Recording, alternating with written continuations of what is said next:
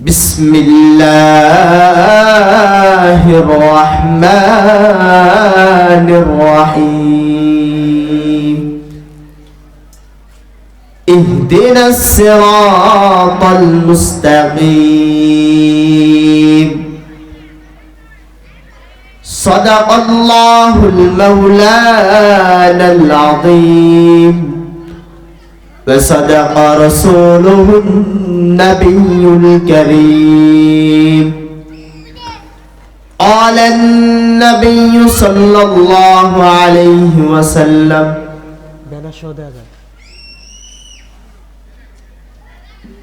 طلب العلم فريضة على كل مسلم ومسلمات